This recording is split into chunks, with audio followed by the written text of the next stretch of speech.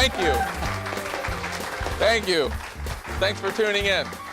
Thank you. Welcome. You know, here in the state of Florida, tourism is such a large part of our economy. It's actually the #1 driver of business, agriculture being second. So it's very important not only to the state of Florida, but to the Gulf Coast area where we've had to endure hurricanes, oil spills, and other disasters. We're going to be talking with a very successful entrepreneur today. Ray Land is on the show. Ray Land is one of the original BizKids from PBS, and he's actually was on Newsweekly 25 Under 25 and Inc. magazine 30 Under 30. And we're going to be learning a lot today about young entrepreneurialism, what it takes to make it in the industry of tourism. Stick with us. We'll be right back. Don't go anywhere.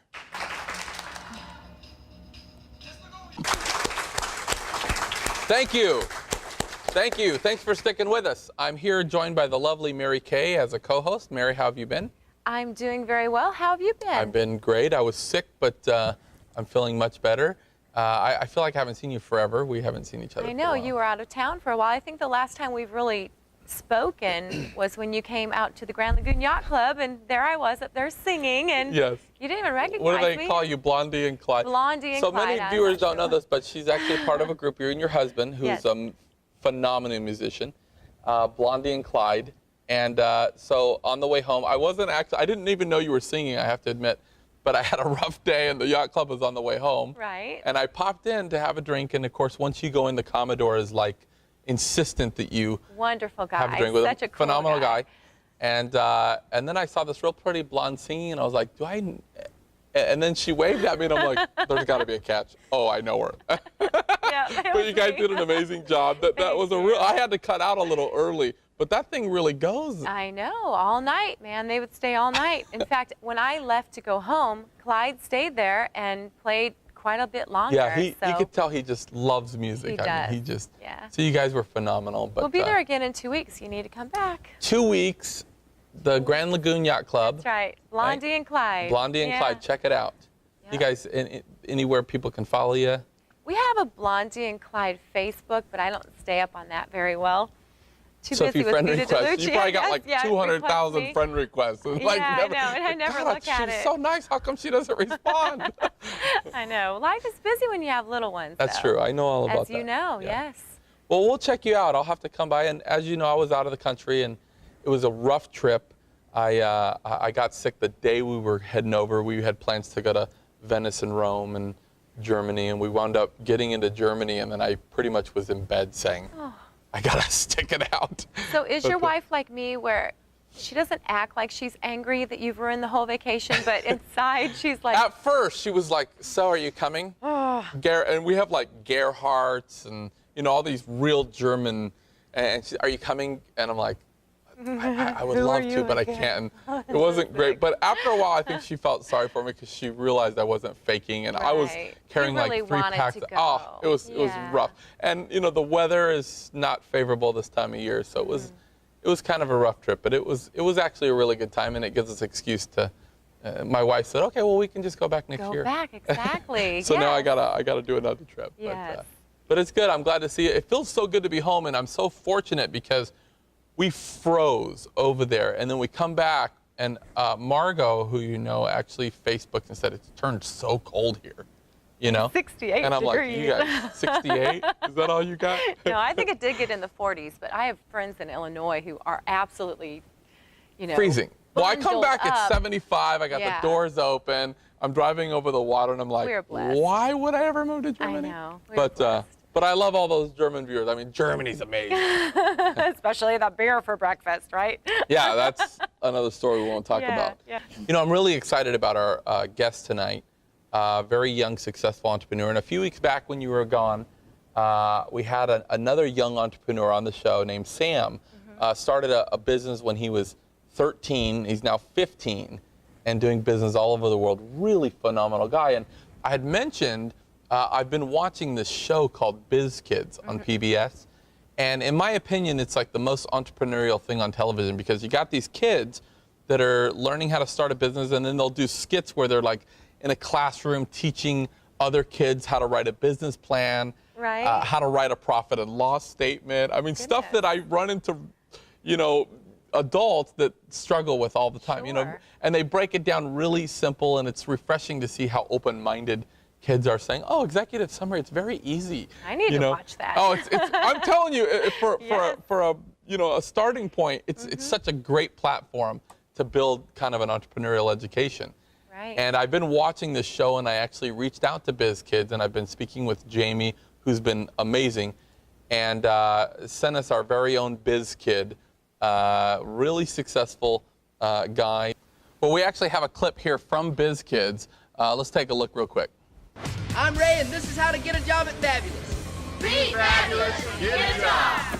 So when I was in high school, the motor coaches that we used they were old, they were raggedy, they weren't very fabulous. So I had an idea when I was a junior in high school that maybe one motor coach would be a good idea. My very first employee was Larry. I've been with Ray from day one until now. Can I get some Grey Poupon in here? The biggest important factor of our service is having excellent employees that go above and beyond to provide extremely good service. We treat our customers like guests in the home. So at Fabulous, because we have such outstanding employees, we've been able to grow our business from just one motor coach to about 50 vehicles. If you want to get a job, it pays to be prepared. Well, hey, that was great stuff, and I also want to give a special thanks to Jamie over at BizKids for providing that. Actually, young guy, and he actually flew here private and with his own pilot, and they had a win. Oh, nice. And we were glad that we finally got him here. But I'm excited. Please give a warm welcome to our guest tonight, entrepreneur Ray Land, everybody. Thank you so much. Ray, how are you? Thank you so much. My pleasure. Now, Ray, I'll tell you, I know you had trouble getting here, my man. Believe it or not, we didn't have trouble, but we did have that wind. I love that you're so optimistic. Good attitude. So you guys hit a Yes. wind, and we ran a little late. Fair enough, yes, it was a headwind. And as you know, sometimes you get a tailwind, and sometimes you get a headwind. And when you get that headwind, you just have to put your head down and keep going. Yeah. You just have to keep moving forward. Yeah, recently we had taken a trip to Africa, and I think our trip there was 15 hours there and 17 or 8 hours home because we hit the headwind. Yes. Right? Slows everything down, but there's not much we can do about it. Now, you're a young guy. Currently, tell us about how old you are, a little bit about where are you from? Well, I'm from Gainesville, Florida, and I am 25 years old now. I'm about to be 26, so, I'm getting up there. I'm a quarter of a century now. Oh, please. I feel that I'm 1/4 of the 100, so I need to really push the pedal. That's right. Time to go. Well, I read an article recently that said that most people in their 20s, God help them, and then 30, as far as entrepreneurs, and then 30s, you get some bumps and you start figuring out a little bit in your 30s. But when people really create wealth is the decade between 40 and 50. That's the real driver decade. But it seems like you've taken some lumps early. We were talking a little bit backstage, and you were saying that you've been in business 9 years? 9 years, yes. And I said, for an entrepreneur, every year of entrepreneurialism has got to be equivalent to 3 to 5 years of education because it's a real education. And you said, well, the first year is like 10 years, and then every year after that's a few years, right? Living it so hard, we know making it exactly what work. you mean. Yes. But you've been in business. You've kind of passed the marker there. 9 years. That's a real accomplishment. And tell us a little bit about Fabulous Coach Lines. Exactly what you guys do. What services would you provide? Yes, thank you so much. We're a motor coach charter and tour company. We specialize in groups, also educational groups, everything from church groups to family groups, corporate groups. If a person wants to take a vacation in a group, we want to take them there. We originate in all points across North America, but especially the Southeast, and some top destinations, Orlando, New York, New Orleans, Atlanta, and Washington, D.C. Now, do you do different themes too? Like, okay, we're going to do a Hawaiian theme, or we're going to do an Elvis theme, or whatever. Do you guys come up with stuff like that as well? We have done a number of different themes. Depending on the type of group, we can tailor a trip for that specific group. So, say if it's a group of maybe senior Baptist church ladies, or maybe it's a group of, then in that case we have a Baptist church trip. Absolutely. Whoa. We call that a Christian tour. Okay. That sounds like trouble, but okay. Yes, we do. All right. Well, and what inspired you to start this? I know Gainesville. I've been to Gainesville many times. In fact, at one time I had an office in Gainesville, and it's a big college town. And so, did you? How'd you get into say, hey, I want to be in the transportation industry or the? Well, believe it or not, I never felt that I was really getting into the transportation business as much as I was getting in the hospitality business and also the traveling business. So when I was in high school, I started planning trips for different clubs and groups and organizations that I was in, and I kind of became known as kind of the trip planner guy. Yeah. And people would call me and they would say, hey, Ray, we hear that you're planning this trip. We want to go. You're the fun guy. It's like, hey, we need to have fun. Plan something. Let's plan something. I DJ'd parties. I did all kind of different fun things. But the one fun thing that kind of stuck was the trips. And eventually people started calling me and they say, hey, Ray, we have a trip. We want to go to North Carolina to see Biltmore Estate for a week. I say, absolutely. We'll take you there. And so some of the first places that I ever went, I actually went as the tour guide. Sure. The first time I ever went to D.C. or New York, I was a tour guide. I was reading the book as I get there. I put the book away, and then you. Let me tell you about New York. Yeah. Well, all entrepreneurs have to do that. Yes, you do. You have to hide the book. You can't let them know. And I bet you can I mean, you seem like you can talk to anyone, and you're so comfortable just being with people. So I'm sure everybody wanted to just hang wherever you were going. The tour guide business creates that, but you know, sometimes you're sitting up there and you say to yourself, there's no tour here. So you have to make a tour. Right. And you look up and you say, everyone on the left is the Chase Bank. Now, this Chase Bank built by Mr. Chase himself here in Manhattan, the Chase Manhattan Bank. Yes, yes, very nice. Maybe on the right now, Bank of America. You're in America. Welcome to America. I love it. You're great. Let's go on a trip.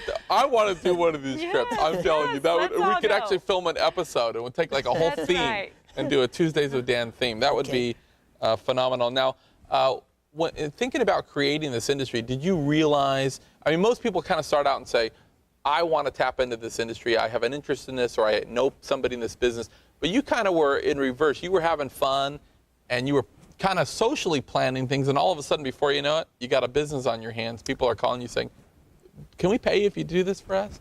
So it just kind of grew from there. Yes, believe it or not, yes. I always have enjoyed selling things, and I have always enjoyed selling things to people and collecting money from those things. As a little kid, when I was about old, I had a watermelon stand beside the road. My parents are watermelon farmers, and they grow watermelons. And I sat out there at that watermelon stand, and I sold those watermelons. And I enjoyed selling the watermelons, and I learned a lot about business doing that. Everything from the returns. Now, sometime a customer might bring you back a half of a watermelon, and I say, now, you brought me only half of a watermelon, but you wanted a full refund? How do you buyer's remorse on a half of watermelon? I'd say, ma'am, what happened to the half of watermelon? You have to return both halves. Yeah. Or either only half refund. Yeah. So I give them a half refund. A bite, I understand, but when you sit eat there and eat half a watermelon, good Lord. $1 watermelon, you get 50 cents. Well, we're going to take a quick break. When we come back, I want to hear more about what you're doing now, what your plans for the future. I know you guys are really doing some big things, and the industry of tourism itself, I want to talk about. I didn't realize how big of an industry tourism is, but let's take a quick break. We'll be right back with Ray Land. Don't go anywhere.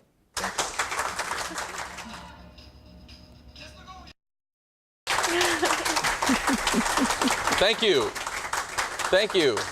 Welcome back. I'm here with Ray Land, entrepreneur of Fabulous Coach Lines, and you've been in business 9 years, and you're 25, going to turn 26. So. Yes. Congratulations, you're doing very well so far. And I'm sure that you're always contending, you know, with the economy.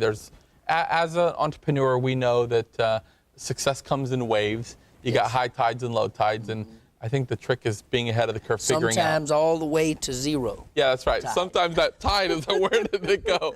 But I understand what you mean. But you guys are doing really well. Congratulations.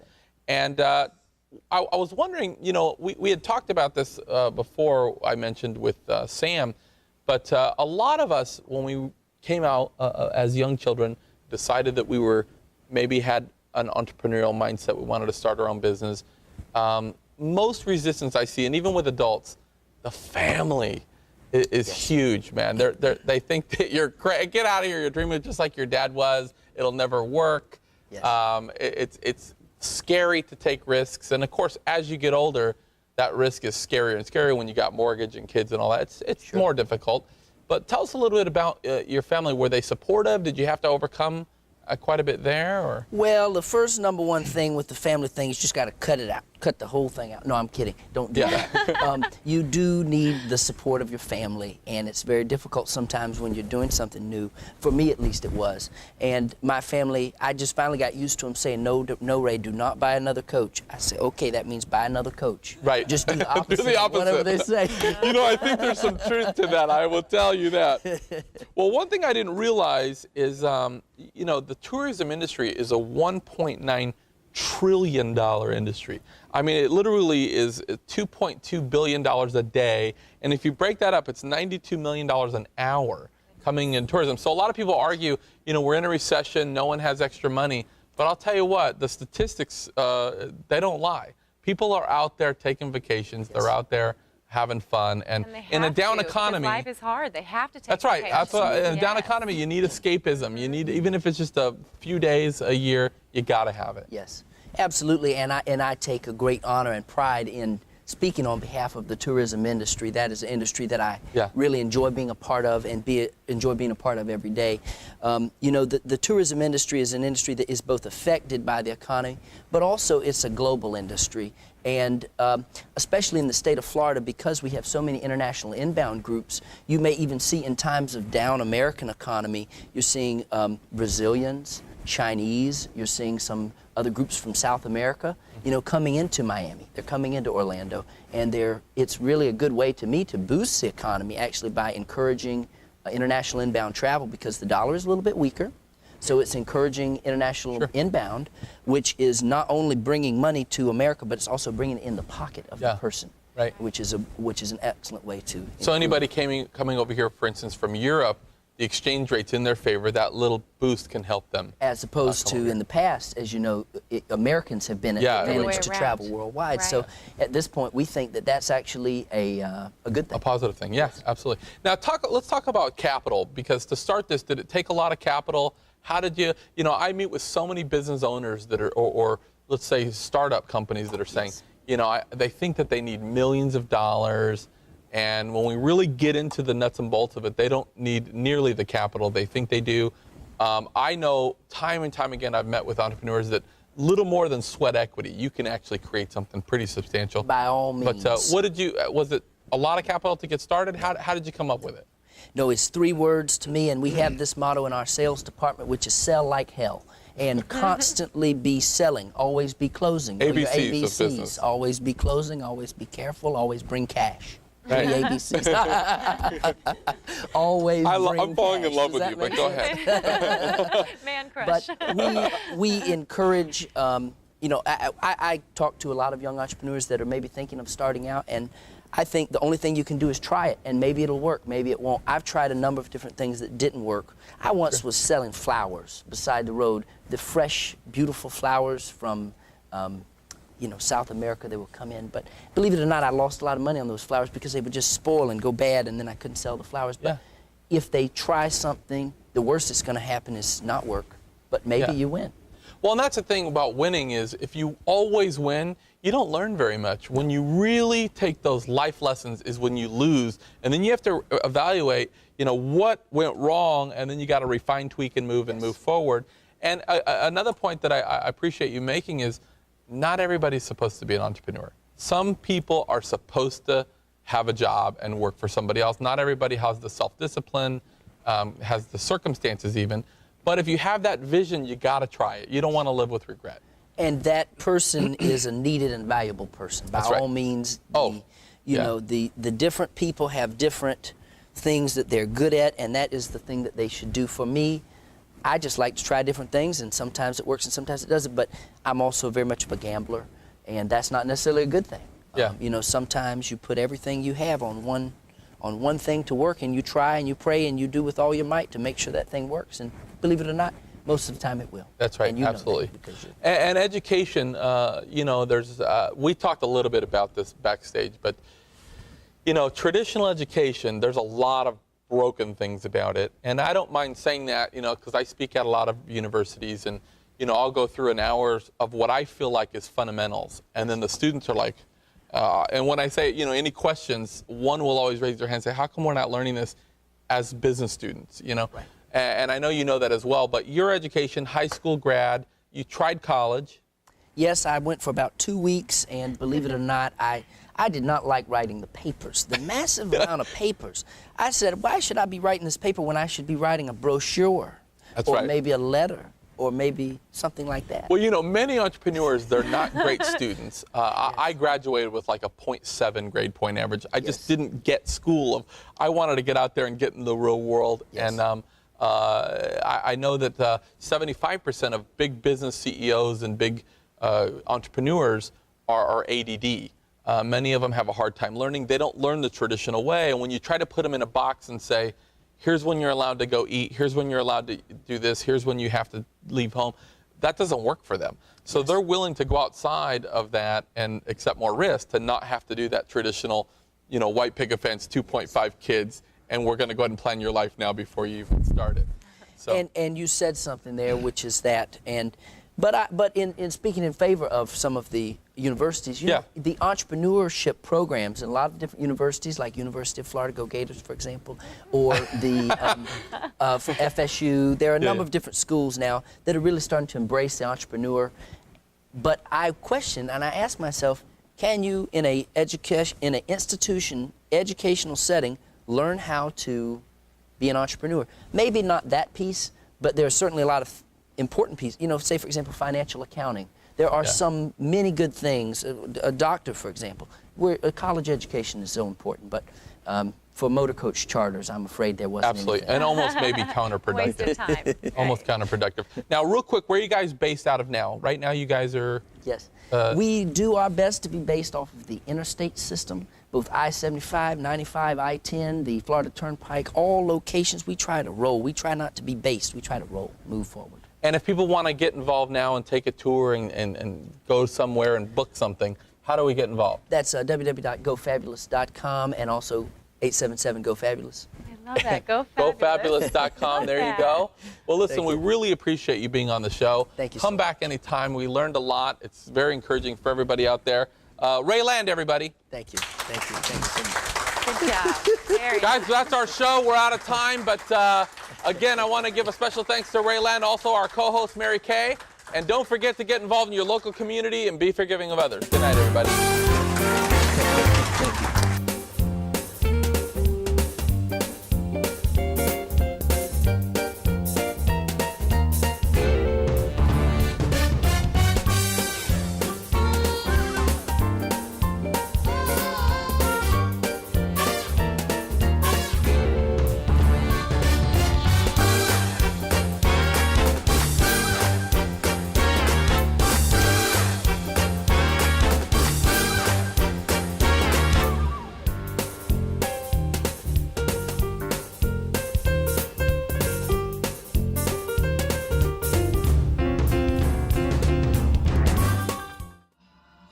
Hi, I'm Dan Vega, and thank you for watching our channel.